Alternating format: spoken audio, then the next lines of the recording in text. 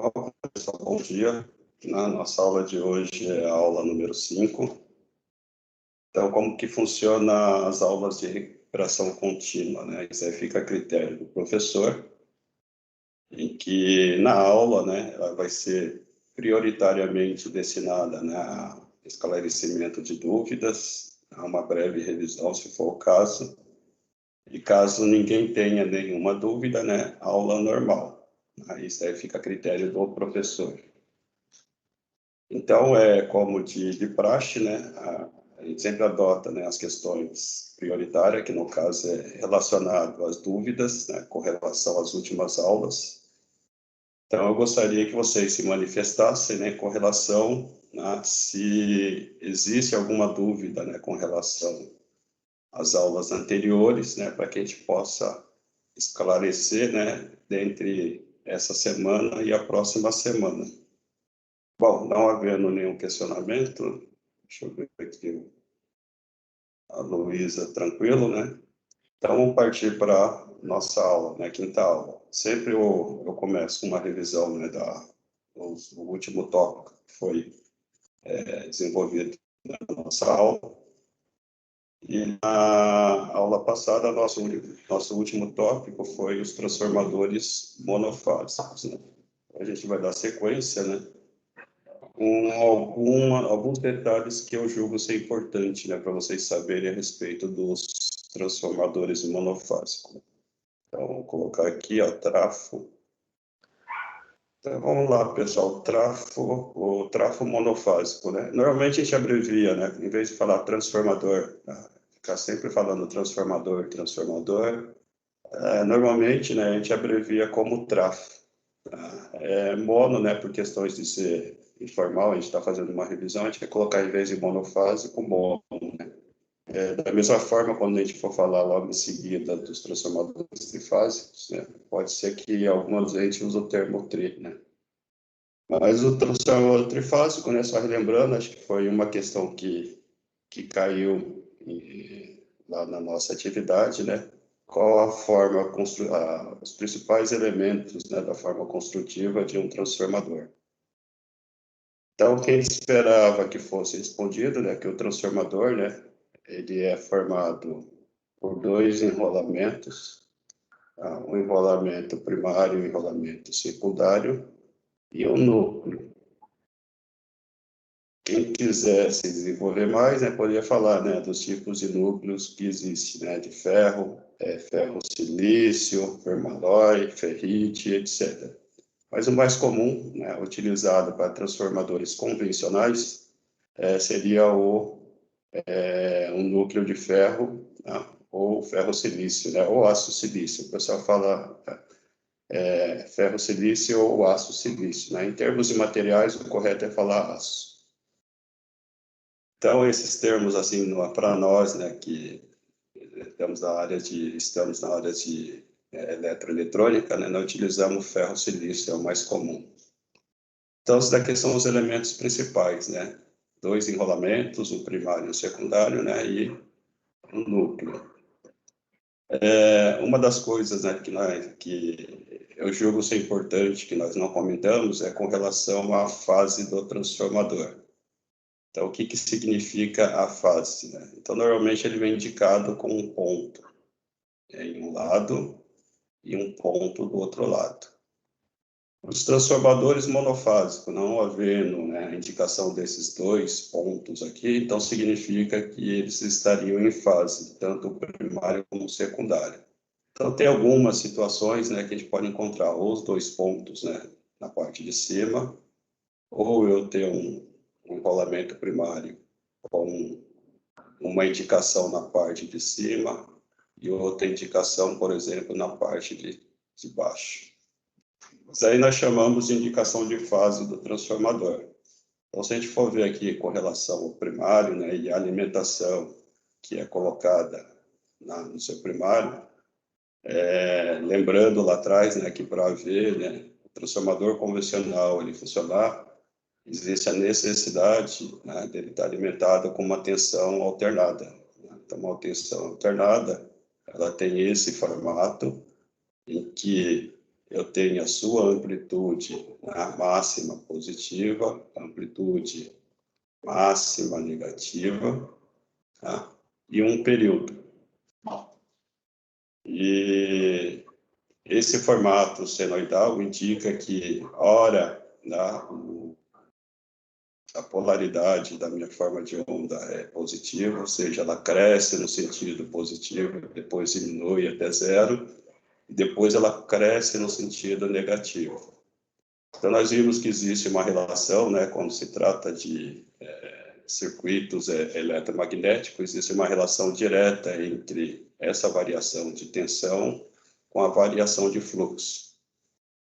Então, se existe uma alimentação, tá, no primário do transformador, no formato senoidal, então significa que o seu campo magnético, o seu fluxo magnético, ele também se torna, né, com a mesma relação com a tensão alimentada, ou seja, um fluxo variável.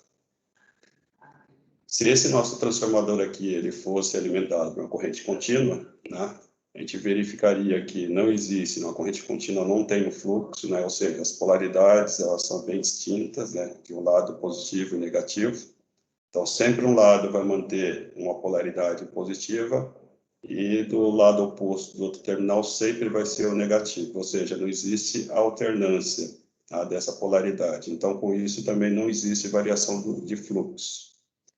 E conforme lá, né, a nossa teoria, né, da lei de Faraday, lei de Lenz, nós observamos que para ter uma indução eletromagnética precisa haver uma variação do fluxo. E essa variação só é obtida através de uma tensão alternada, como mostra aqui. Então, se no nosso caso tem essa indicação aqui, então a nossa referência da forma de onda, né, que é essa senoide, ela vai ser reproduzida em termos de forma, tá, pessoal? Não em amplitude, igualmente no primário. Ou seja, quando inicia a forma de onda lá no primário, a indução, né, que é produzida lá no secundário também faz com que a tensão ela também inicie do zero. Quando ela atinge o seu valor máximo lá no primário, ele também atinge o valor máximo lá no secundário. E assim sucessivamente, ou seja, a forma das duas ondas, elas são idênticas.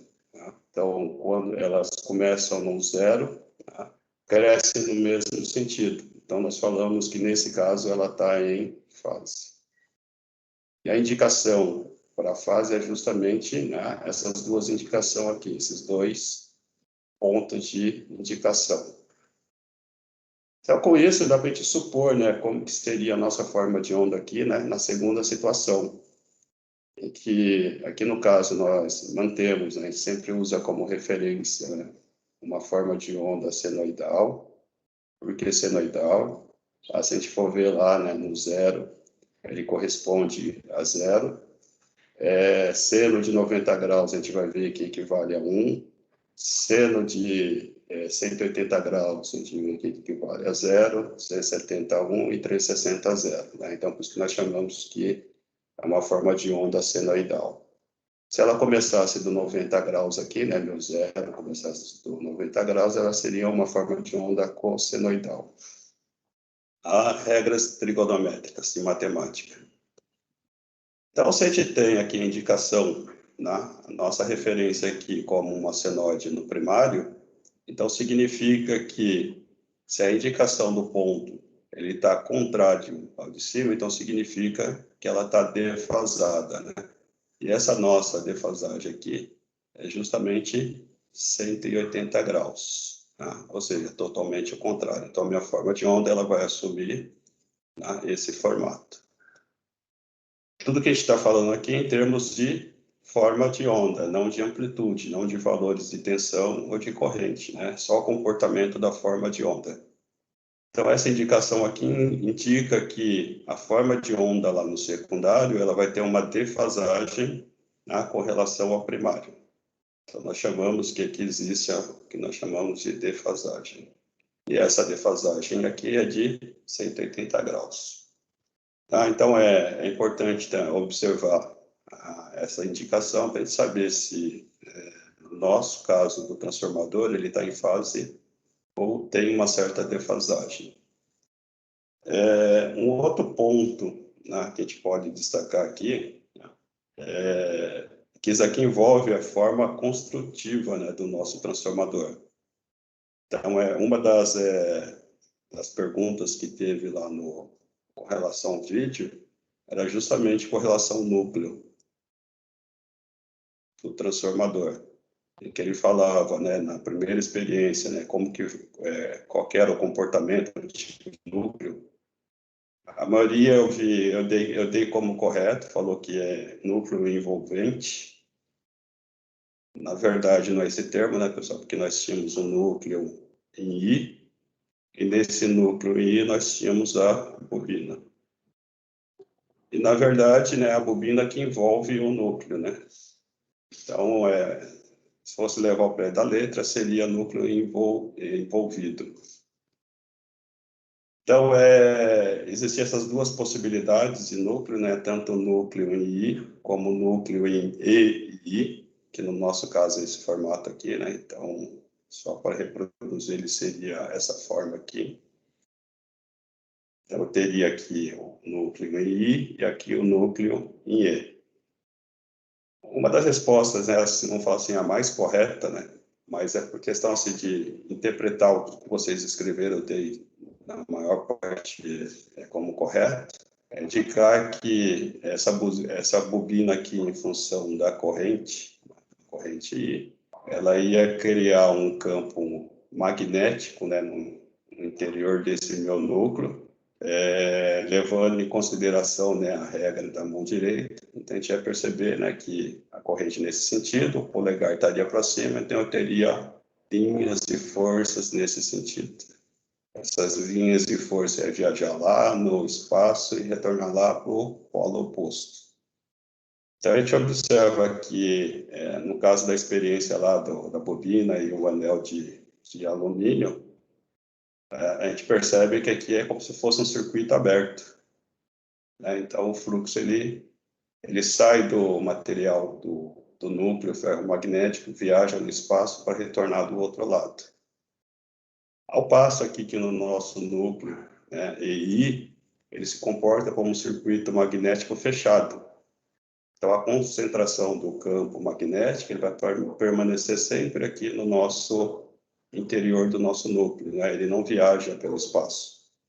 Em termos gerais, tá, pessoal? Tudo isso que ele está falando é levando em consideração, tá, elementos ou circuitos ideais, né? Na verdade, a gente sempre sabe que existe um campo, tá, em menor magnitude, né, ao redor dele, mas aí é desprezível com relação ao campo, à concentração de linhas e força que está no interior desse meu material ferromagnético. Uma outra coisa, né, que vamos pontuais aqui, né, para a gente fechar. É claro que a teoria é muito extensa com relação a circuitos magnéticos e eletromagnéticos, né, mas o nosso intuito, né, é só de apresentar para vocês os principais tópicos, né. Nós falamos que o transformador ele é formado por as bobinas, né, primário e secundário, e no outro lado, né, nós temos uma outra bobina que é justamente a bobina secundária. A fase que a gente fala é a forma como a gente coloca essas bobinas, né? Então, se vocês perceberem aqui a bobina, né, a gente está vendo aqui o fio ele cruzando por fora, né? Vamos fazer na nossa frente, na frente do núcleo, nos dois lados, né? Um desses aqui poderia estar por trás, tá? Iniciando por trás, né? É claro que a forma aqui seria totalmente diferente, e isso que indica justamente, né, como vai ser a nossa fase. Tudo isso aqui em função, né, do fluxo que é criado aqui dentro. Então, um dos exemplos que nós demos lá de circuitos magnéticos, né, normalmente fechado assim, janela, uma das características dos núcleos com circuitos fechados, que ele pode ter duas janelas ou uma janela, né, no caso de uma janela seria composto, né, por um núcleo C e outro núcleo I. Então, a diferença entre os dois é que eu tenho uma janela só que o circuito também ele percorre internamente, né, o meu núcleo de ferro, ou então duas janelas. E uma das coisas que vale a pena comentar é com relação ao comportamento do fluxo magnético, né? Nesses dois tipos de materiais. Enquanto nesse daqui, né, o meu fluxo, ele vai percorrer um único sentido, tá? Meu fluxo magnético único sentido. Nesse daqui, né, vamos supor que o fluxo ele é gerado nesse meu ponto aqui, então eu tenho meu fluxo. Só que quando ele chega nesse ponto aqui, ele encontra dois caminhos para percorrer. Por isso que nós falamos, né, que os circuitos magnéticos é bem parecido com circuitos elétricos, né? Uma porque a gente sabe que existe, né? Agora a gente sabe que existe uma relação entre o magnetismo e o eletromagnetismo. Então, algumas leis, né, dos circuitos elétricos também valem para o nosso circuito magnético. Então, meu fluxo que é gerado, né, a princípio, nesse lado aqui que nós chamamos de primário, quando ele chega nesse ponto aqui, ele encontra dois caminhos. Então, ele se divide. Uma parcela do núcleo vem para esse, uma parcela do fluxo vem para esse lado, e a outra parcela vem para esse outro lado, né? E nesse ponto aqui, os dois fluxos eles se encontram e eles, né, formam o fluxo original, né, que foi gerado lá no primário. Isso aqui é a mesma regra, né, a mesma teoria que é utilizado lá para o nosso circuito paralelo, né, circuitos elétricos, que vocês viram lá, acho que no primeiro ou segundo ano. Então, só vale frisar, né, esses dois comportamentos. E uma outra coisa, embora a gente sempre representa, né, quando a gente vai formar uma teoria, que os núcleos, né, eles estão dispostos dessa forma, ou seja, né, num lado extremo, um enrolamento da bobina, e no outro lado extremo, um enrolamento da bobina. Na prática, né, isso não é bem assim a montagem física do transformador. Ele, na maioria dos casos, ele é formado por esse tipo de núcleo EI, duas janelas,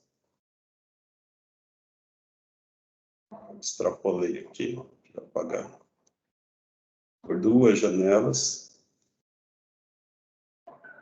mas a forma construtiva, né, que nós utilizamos é diferente em termos das montagens das bobinas.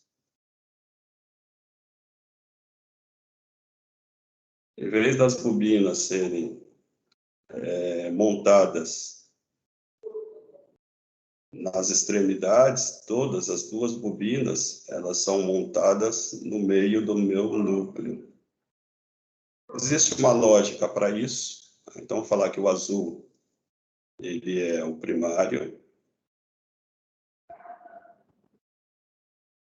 e o nosso secundário, vou apresentar, acho que não vai ficar claro.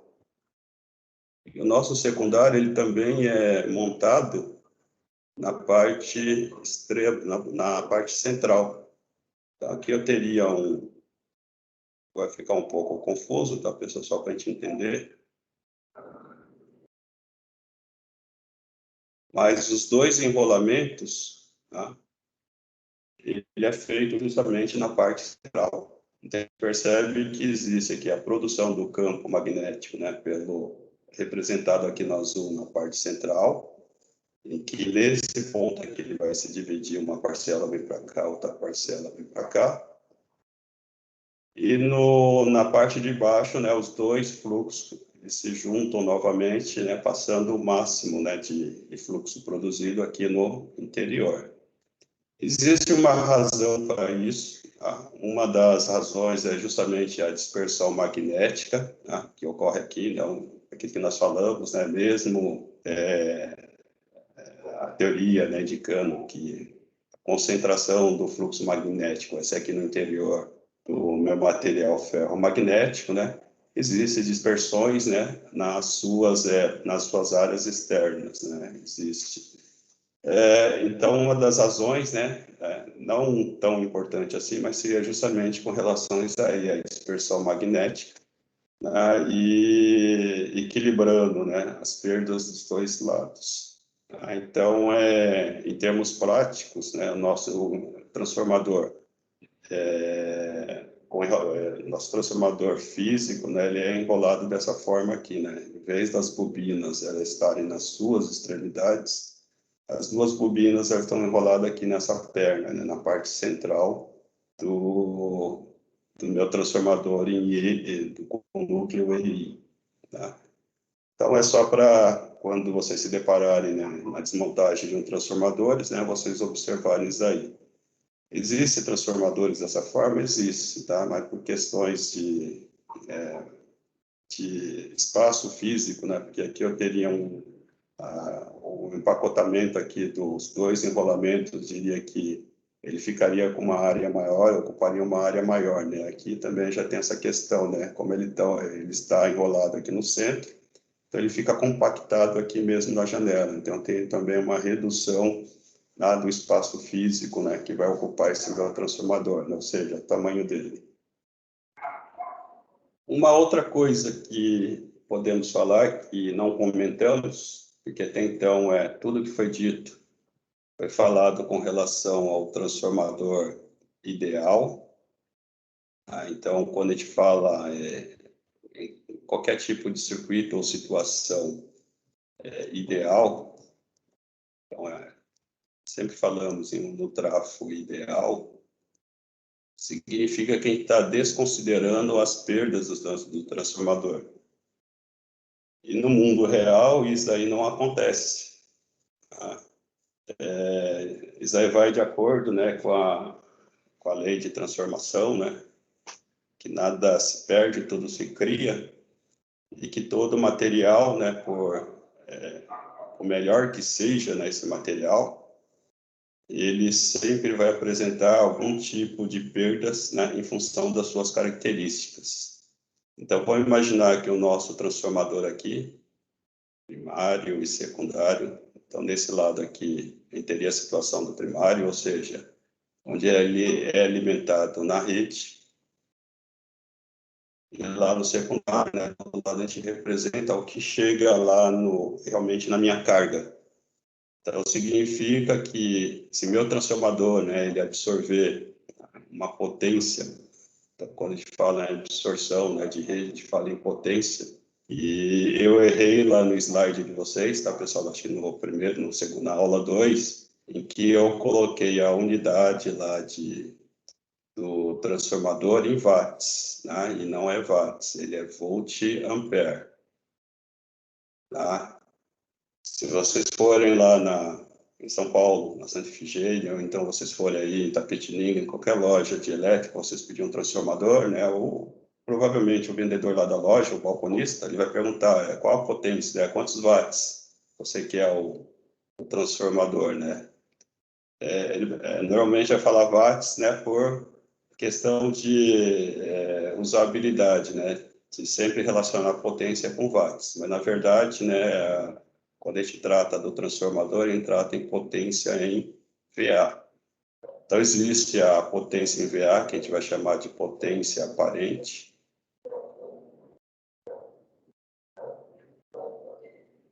que é essa potência aqui, tá? Eu uso como um termo assim para ficar bem claro, né, o que é essa potência, que é aquela potência absorvida pela rede, ou a potência que a rede vai disponibilizar para o dispositivo, né, no nosso caso, o transformador. Então, o transformador ele vai consumir, na sua entrada no primário, né, uma potência em VA, que vai ser disponibilizado pela rede. Também vai chegar ali na outra ponta do transformador, né, porque ele é um alimentador, aí ele não é uma carga, também vai ser uma potência, né, em VA. Mas no trajeto entre a entrada e a saída, eu vou ter algumas perdas, né, que a gente vai representar aqui por alguns desvios. Então, vamos supor que já houve uma perda aqui, então significa que a minha espessura aqui, ó, minha espessura lá do primário, ele já diminuiu uma parcela, né? Então, no transformador tem, vou rodar os nomes para vocês, não vou explicar muito, porque talvez aqui vai virar uma questão de atividade para vocês, né, pesquisarem, né? E uma das potências, uma das perdas que existe no transformador é perda por efeito Joule. Essa perda por efeito Joule, ela é inerente, né, aos condutores. Então, em termos assim, quando vocês tiveram, né, em aula de instalações elétricas, provavelmente, né, teve esse termo aqui, né, perdas por efeito Joule do condutor, que é em questão das características, né, do condutor em função da corrente elétrica. Aquele tal negócio, né, a corrente, né, um material que possui uma certa resistência, e todo material em circuitos elétricos ele tem de uma certa forma uma resistência à passagem da corrente, uns com mais intensidade, outros com menos intensidade. Então a gente usa a analogia lá que o material ele é formado lá por elétrons, né, por átomos, por elétrons, e que a corrente é puramente, né, de elétrons, né? É por isso o termo, né, de corrente elétrica. Então, significa que essa corrente aqui, ela está tentando passar por entre os átomos do material, né? E independente, né, da intensidade maior ou menor, né, ou vamos reproduzir assim a quantidade, né, de átomos, né, que tem diferente para a corrente aqui, os elétrons acabam se chocando com esses átomos, e esse choque, né, com os átomos vai liberar um certo tipo de energia, né? É aquele princípio que é utilizado lá, por exemplo, nos cílios, né, que tem lá em Campinas, né, acelerador de partícula. Então, ele acaba liberando, né, entre o choque entre eles, né, liberando uma certa quantidade de energia, e essa certa quantidade de energia ela vai ser dispersada em forma de calor. Então, esse termo aqui que nós utilizamos já. Aí existe também um outro tipo de perda, né? Vou colocar aqui também uma setinha. E esse tipo de perda aqui, vamos representar aqui, vamos falar que esse tipo de perda aqui é em função lá do nosso material ferromagnético, né? Nós vimos, né, que comentamos, né, a curva de histerese do material. Então, dependendo do material, nós vimos, né, que não adianta eu aumentar o fluxo magnético no material para que eu consiga uma eficiência melhor, né, uma indução maior lá no material. O material tem um certo limite. Então, se eu aumentar esse fluxo aqui, então o que acontece, né? Aquela minha curva lá vai começar a achatar. Então, isso se traduz, né? Não vou dar exatamente o termo disso aqui, que eu vou querer mais tarde, que possivelmente vocês pesquisem o que é esse tipo de perda. Perda por efeito Joule, perda por efeito de histerese, né? Então, no caso do material ferromagnético. E vamos colocar aqui que existe também uma outra perda, né?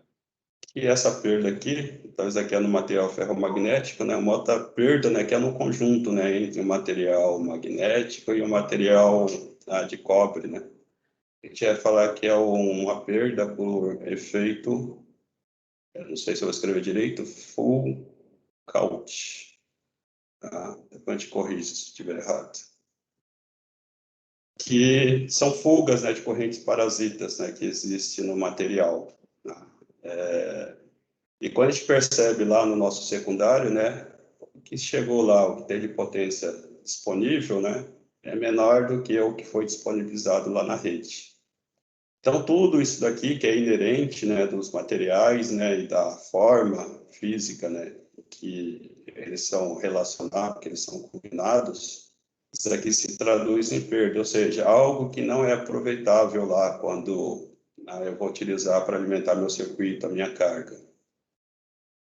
Então, no nosso mundo real, esse é o nosso mundo real. Aquele termo que nós usamos e devemos usar, tá? Que a potência no meu primário ele é igual à potência no secundário.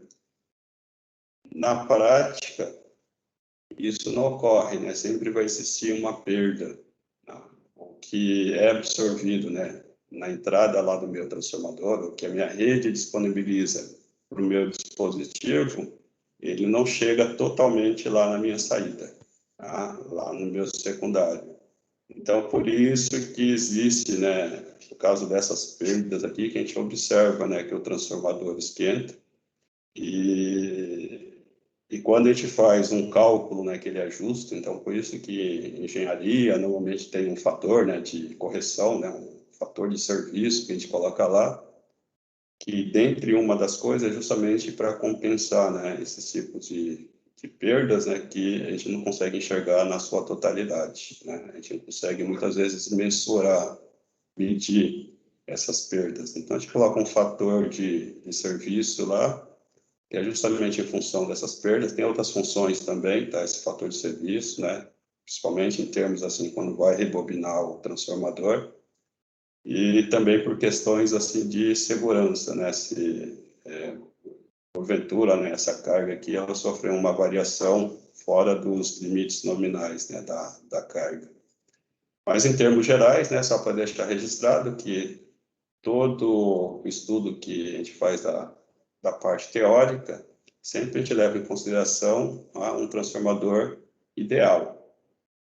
E lá na prática, quando a gente acaba utilizando o nosso transformador, montando ele, sempre vai existir uma perda, né? Ou seja, aquilo que é disponibilizado lá na minha rede, né, na entrada do meu dispositivo, né, ele não vai chegar na sua totalidade lá no final. Como falo assim, só quem está abordando assim não tem muitos assuntos complexos, tá, pessoal? Que a gente está abordando assim as características principais do transformador, né? Aquilo que a gente precisa saber ali na bancada. E seria justamente esses dois tópicos, né, que eu mencionei agora, né, que ficou faltando da aula anterior, que é justamente essa parte da fase dos transformadores, né, vocês saberem.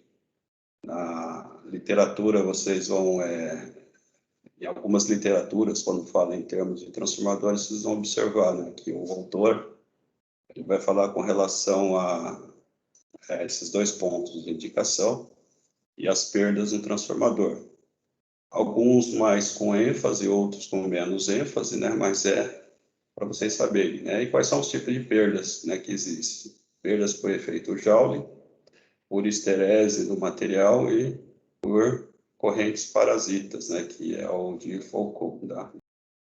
Tá, pessoal? Então, transformador trifásico, né? Então, nós vimos, foi um dos, também, questionamento, né, aqui do exercício, quais são os tipos de transformadores, né, e aplicações. O que eu esperava, né, que vocês respondessem, não que vocês responderam estavam errados, né? Acho que eu não contava que vocês iam consultar ao pé da letra, né, o matéria de apoio, até mesmo a internet. Mas o que eu esperava que vocês respondessem era, por exemplo, o autotransformador. Né? Eu vi que muitos responderam trafo, né, transformador. Percebi também, né, que teve muitas respostas iguais, né, mas como a gente está nessa questão de pesquisar no Google, né, possivelmente pode ter sido a mesma fonte, né? Talvez não, né? Mas espero que todos tenham pesquisado, né? E nessa pesquisa saber o que é um autotransformador. O autotransformador, né, em vez dele ter essa configuração que nós colocamos aqui, né, essa representação simbólica aqui, que é o mais comum que a gente apresenta, o autotransformador, ele teria algo parecido com isso, né? Ele seria um único enrolamento, e desse único enrolamento é tirado, tem um núcleo aqui, né? Que é representado no núcleo, sempre representado pelo núcleo. E aqui, por exemplo, a gente teria, entre esses dois terminais aqui, ele poderia ser o primário, e entre esses dois terminais aqui, o secundário. A diferença, né, entre esses dois aqui é uma outra diferenciação, né? Enquanto esse daqui é um transformador isolador, que é uma das funções, né, do transformador, que vocês poderiam ter respondido, né? É isolador. Esse daqui, ele não é isolado. O que significa isso? Significa que nesse daqui, ó, eletricamente, não existe nenhuma ligação entre esses dois enrolamentos. A única ligação entre esses dois enrolamentos, né, é o circuito magnético que está aqui no meio. Então, por isso que ele é chamado de isolador, né? Isolador do ponto de vista elétrico. E esse daqui, como vocês percebem, né, como ele é um único enrolamento com taps, né, nós chamamos esses pontos aqui de tap ou derivação, tap ou derivação, eles são conectados, né, na sequência. Né? Ele é como se fosse um único elemento. Então, eles não têm uma isolação com relação à eletricidade. Tá? Então, ele não promove uma isolação. Então, isso aqui, em termos assim de choque elétrico para o operador, né, é um grau muito grande. Né? É utilizado em casos específicos, né, nem justifica, né, o porquê utilizar isso aqui, mas é por questão de economia, empacotamento de transformador. Então, são dois tipos diferentes. Então, vocês podem ter respondido, né, uma das funções, né, do transformador, né, poderia ser um autotransformador, poderia ser um transformador isolador. Um outro termo que vocês poderiam ter colocado, né, que como função, né, abaixador. Abaixador do que? Abaixador de tensão, ou seja, ele entra com uma tensão alta, por exemplo, 13,8 kV, 13,8 kV ou 13.800 volts. É muito comum lá nos postes, 13,8 kilovolts, por exemplo, para 220 volts. Né? Ou seja, ele está abaixando uma tensão elevada para uma tensão mais baixa, né, para ser alimentado ali, para ser consumido ali para os consumidores, né, residenciais. Ou ele pode ser também, né, um aumentador. Vai ter um botãozinho aqui. Aumentador. Tá? Ou seja, ele pode fazer a função inversa, né? Então, vamos supor que vocês têm um equipamento, né? Aí em Tapetininga não, né? Porque em Tapetininga acho que a maioria da distribuição é em 220. Vamos supor que em uma região em que a alimentação das resistências sejam 110, não tenham. Existe, tá, pessoal? Isso aí é pouco comum, mas tem cidadezinha pequena que a única forma de alimentação é 110 volts, não tem 220 volts. E, então, nesse caso, se tiver, por exemplo, uma geladeira que é 220 volts, né? Então haveria necessidade de pegar um transformador aumentador, ou seja, pegar aqueles 110 volts e transformar ele para 220 volts.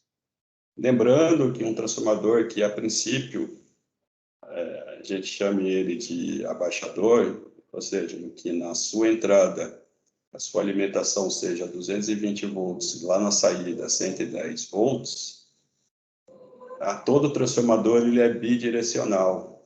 Então, vocês podem utilizar ele nesse sentido, ou seja, como abaixador, ou então no sentido inverso, tá? Aplicando 110 volts lá, o que a gente diria que seria secundário, e passando lá o primário, né, como alimentação para carga. Então, alimentaria ele aqui como 110, e no outro lado a gente obtém, né, a tensão, né, do que seria do primário 220 volts, né? Então, um transformador, ele é um dispositivo bidirecional. Então, e se for um transformador de 220 volts, e lá na minha saída, né, for 12 volts. Significa que, se eu alimentar isso aqui com 12 volts, vai sair 220 volts lá do outro lado? Vai.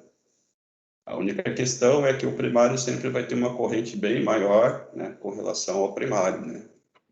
Então, essa é a diferença. Então, você pode até alimentar com 12 volts. Muita gente associa, né? Então, se eu pegar lá no carro, o bateria de 12 volts, ligar no lado de 12 volts lá do meu transformador, lá do outro lado eu vou obter 220 volts para me ligar lá uma geladeirinha, né, para o camping. Não, isso aí não vai ser. A primeira é porque os 12 volts da bateria é corrente contínua. Então, não serviria. Mas vamos por hipótese, se fosse uma corrente alternada, eu obteria, ligando 12 volts aqui desse lado e para obter 220 volts do outro lado, tá? Com certeza, isso aí ia acontecer. A única diferença é que a corrente é desse lado 12 volts, né? Você precisaria de uma tensão de 12 volts com uma corrente relativamente alta com relação ao primário, né? E o primário ele ia desenvolver o quê? Uma tensão baixa, né? Então, por isso que muitas vezes aqui não se aplica. O que é utilizado, né, é um inversor aqui na entrada, né, que não é utilizado mais hoje, né, porque existem outros recursos, né, um inversor aqui de 12 volts para conseguir 220 volts lá no primário. Porém, a corrente aqui também vai ser baixa, né, não vai ser suficiente para ligar, por exemplo, uma carga dessa que eu mencionei, né, um refrigeradorzinho pequeno. Transformador trifásico, né? Uma das coisas que podemos falar do transformador trifásico, que tudo que nós falamos do transformador monofásico se aplica para o transformador trifásico. Porque o transformador trifásico nada mais é do que 3 transformadores monofásicos ligados juntos. Então, esses 3 transformadores, né, monofásicos individuais, eu posso ligar eles juntos, eles passarem a ser um único dispositivo, um único equipamento. E nesse caso, seria um transformador trifásico. Uma das premissas, né, do transformador trifásico funcionar como um transformador trifásico é que ele tem que ser alimentado numa rede trifásica. Não adianta nada eu pegar um transformador, né, trifásico e fazer lá um arranjo para ser ligado numa rede monofásica, né? Que o comportamento dele vai ser de um comportamento de um transformador monofásico, né? Então, o arranjo possível que poderia ser feito é ser ligado em série ou em paralelo, mas que lá no final, quando os terminais, né, desse arranjo saíssem, só ia sair 2 terminais. Isso significa que esse transformador ele estaria ligado ou em série ou em paralelo, né, para obter só 2 terminais. E para que o transformador trifásico ele funcione, né, como deveria, ou seja, como transformador trifásico, ele tem que disponibilizar 3 terminais, né? Então, o arranjo que é feito, né, de ligação desse transformador é diferente, né, dessa ligação série ou paralelo. Daqui a pouco a gente vê de que forma que se consegue, né, ligar um transformador, né? Quais os tipos de ligações possíveis de um transformador trifásico, que é a mesma, né, teoria, né, ou a mesma explicação que é dada para os motores, né, trifásicos que a gente vai ver na sequência do curso.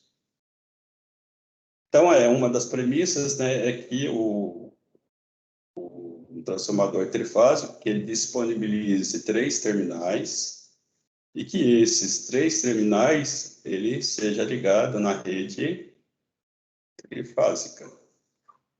O que é uma rede trifásica, né? Uma rede trifásica é uma rede em que é alimentada, né, por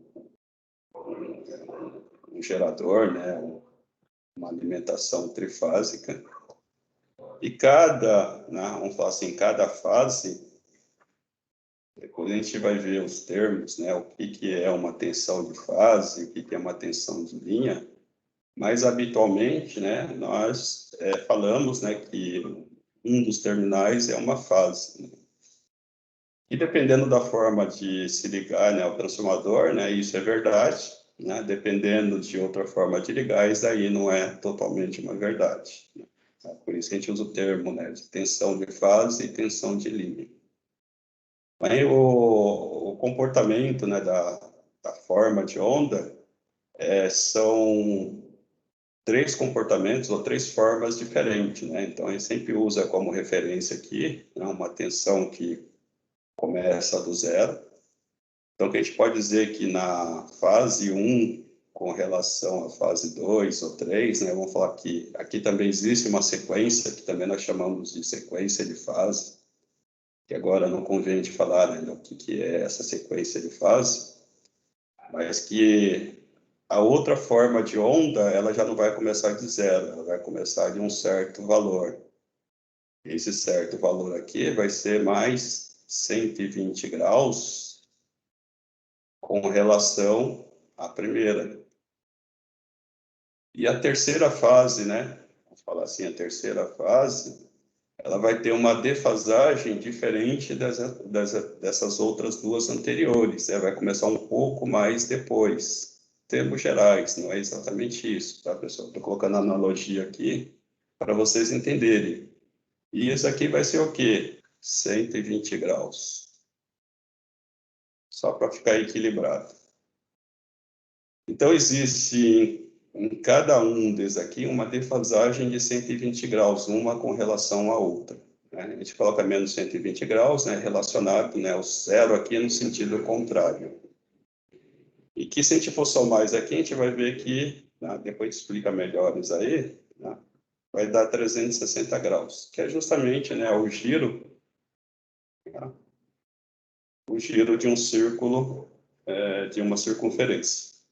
A gente vai ver que é justamente, né, como o gerador lá, ele funciona sempre em rotação, girando, né, completando periodicamente, né, rotações, né, de 300 e 360 graus.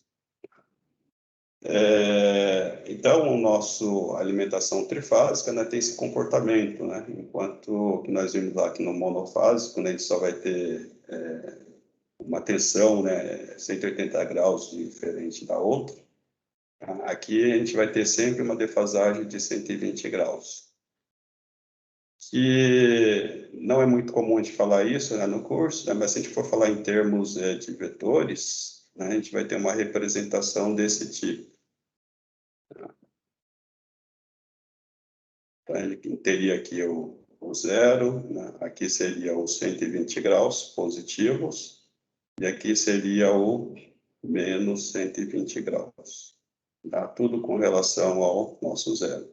E é óbvio que entre esses dois aqui, 120 graus. A gente somando os três, né, vai dar os 360 graus. Tá? Então, é isso que representa o nosso trifásico. E para que esse transformador, né, representado por três transformadores monofásicos, né, ele seja ligado nessa rede, ele tem que disponibilizar três terminais. E se a gente for verificar aqui, em cada transformador aqui existe o quê? Dois terminais. Então, se a gente for somar, tem 2, 4, 6, só de um lado.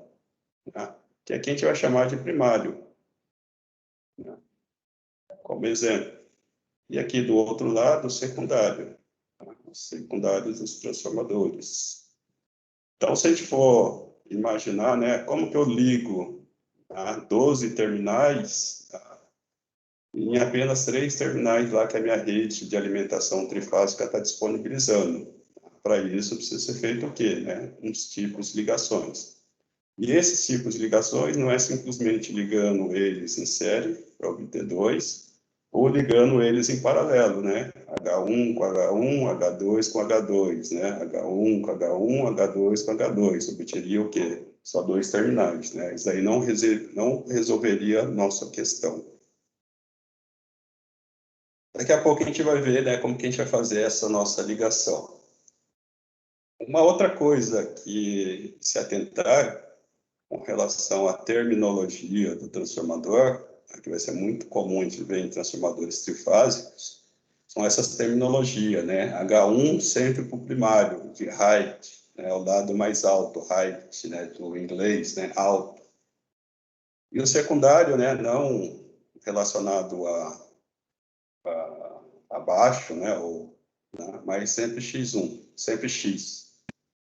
A gente acaba usando outros termos, né, para fazer analogia com as bobinas dos motores. Tá?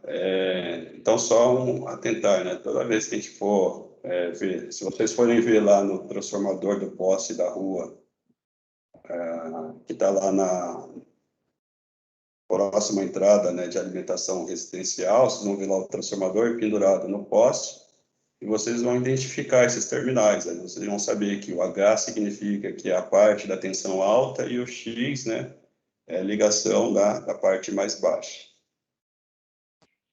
Como que a gente pode visualizar, né, os tipos de transformadores, a montagem dos transformadores, né? Ou eles separados, que nós chamamos de mononuclear, tá? Ou essa forma conjunta, que é a mais comum, que normalmente a gente verifica numa única carcaça. E a única coisa que vai aparecer para a gente é justamente os terminais. Então, vocês percebem aqui que existe 3 terminais somente, né? Então, existe um fechamento interno aqui. Então, vocês observam aqui que tem vários terminais, tá, intermediários que foram feitos, ligados internamente, e só foi disponibilizado 3 para ser ligado ali na rede, né? E provavelmente lá do outro lado, na parte traseira, tem outros 3 que seria o secundário, né? Ou o primário, né? Se aqui for o universo. Os monos nucleares, vocês percebem, né, que é bem visível, né? A gente percebe que eles estão separados fisicamente. E a ligação, né, para representar eles, ou utilizar eles como trifásico, é feita externamente. Tá? Então, nos monos nucleares, né, a ligação é feita externamente. Existe uma vantagem com relação a isso. Se danificar, por exemplo, só esse transformador, eu substituo só esse transformador. E que nesse caso aqui, né, na forma compacta aqui, já é um pouco mais difícil, né? Eu preciso retirar o transformador inteiro, desmontar ele e fazer a substituição, né, desse núcleo aqui, se porventura ele queimar, né? Mas o mais comum utilizado é justamente esse. Em alguns casos, lá no poste de alimentação, vocês verificam que existe um desse daqui, do lado tem outro, né? E pode ter até outro. Normalmente é utilizado para reforçar, né, a linha de distribuição. Então, vamos supor que um bairro começou e era suficiente só um transformador, tá? Foi colocado um transformador mono, e com o tempo foi aumentando a quantidade de casas, né? Começou a ter muita queda de tensão, interrupção. Aí, o que a concessionária faz? Pega e coloca um outro transformador, né, no mesmo poste, e faz uma ligação para reforçar, né? Nesse caso, né, se for 3, né, dependendo se fosse a situação de reforçar a rede, esse transformador ele não está ligado de modo trifásico, né? Eles estão ligados em paralelo, que é só para um reforço de rede. Então, existe essa situação que, de repente, vocês têm 3 transformadores do mesmo poste, mas não significa que eles, né, estão ligados de forma trifásica, né? Estão ligados em paralelo, mas para reforçar a rede, né? Então, uma suposição que inicialmente, né, o bairro começou com um transformador lá no poste, que era o suficiente para a ocasião, né, com o número de casas, né, de consumidores que tinha. Com o tempo foi aumentando, né, o número de moradores, né? Então, esse transformador ele passou a ser insuficiente. Então, o pessoal liga um outro em paralelo com ele, né? Continuou crescendo, né, a demanda da região, aumentando o número de moradores, né, e os dois também já não foram mais suficientes. Então, como a concessionária ela tinha lá o transformador, né, disponível, ela pegou e deslocou um terceiro.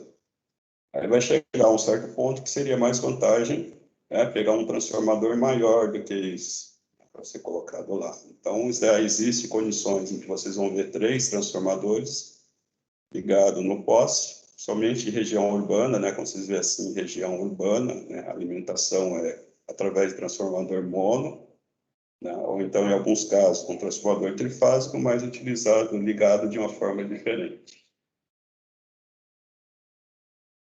É o que nós explicamos, né, dos transformadores mononuclear, né? Eu vou pular essa parte aqui, que ele fala justamente dos tipos de ligações, né, que a gente vai ver daqui para frente, né? Eu não vou ler o que está escrito aqui, mas as possibilidades, né, de ligar os transformadores, né, ele pode ser em estrela ou triângulo, né? Então, a gente representa, por exemplo, o estrela, né, com esse Y. Muitas vezes ele não é bem parecido com uma estrela, mas a forma mais comum, né, de se falar do transformador, né, desse tipo de ligação, é a ligação estrela. E o outro tipo é o triângulo, né, que é bem visível a forma como ele é ligado. Né. Em triângulo, em alguns casos, o pessoal chama isso aqui, né, principalmente o pessoal de mais tempo atrás, em delta. Então, os dois termos é o mesmo, transformador trifásico ligado na configuração triângulo ou configuração delta. Então, vamos imaginar as duas possibilidades. Vou representar só o lado do primário, né, para a gente enxergar melhor.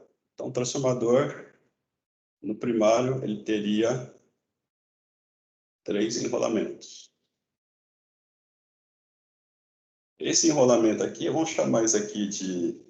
Não é a sequência, só para vocês entenderem. É 1, 2, 3, 4, 5 e 6. Eu quero pegar esse transformador aqui e ligar em triângulo. Como que eu faria? Então, vou chamar isso aqui de bobina A, bobina B e bobina C. Eu pegaria a bobina A, essa é a bobina A, em que eu tenho um terminal dele como 1 e o outro terminal como 2. Então, eu quero ligar na configuração estrela. Eu venho aqui na bobina B, né? Então, vou chamar isso aqui de bobina B. Eu sei que na bobina B eu tenho um terminal 3 e o lado oposto dessa minha bobina é o 4. Então, eu venho aqui e coloco o 4. E faço a mesma coisa para a bobina C. Bobina C, eu venho aqui, ó, vocês verificam que existe um ponto central. Então, essa aqui é a minha bobina C.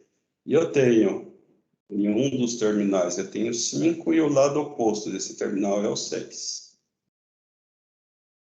Então, eu fiz uma ligação aqui e essa minha ligação, a ligação delta. Desculpa, estrela. Posso fazer a mesma coisa para o secundário? Posso. Então, vou imaginar que agora, nosso transformador aqui, a gente vai representar o secundário.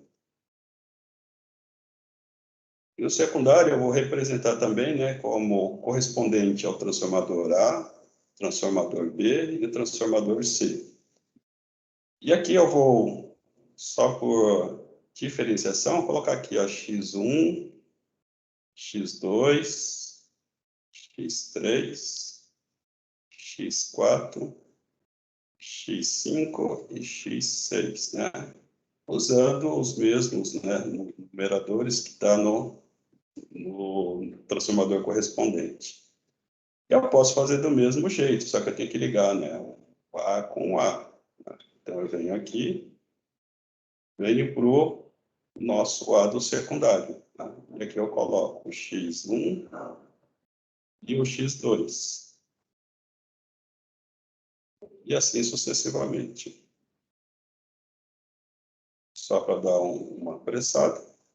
Tá? A gente vem aqui no B, né? O B correspondente ao mesmo. Vem o X3, X4. No C, X5 e o X6. E aqui eu representaria, né? Se eu fosse bem detalhista, aqui eu represento o nosso núcleo. Então, esse é o fechamento que eu vou ter da representação, da simbologia lá em forma de enrolamentos, né, monofásicos. Eu faço o fechamento ele dessa forma. Então, aqui eu tenho, né, um transformador com ligação estrela no primário e estrela no secundário. O que nós podemos tirar daqui? Que existe um ponto comum. E os únicos terminais que está sendo disponibilizado lá para minha rede ou para minha carga são 3. eu vou ter um terminal, o outro terminal, mais um terminal. Ou seja, essa ligação em estrela, ela reduziu os terminais do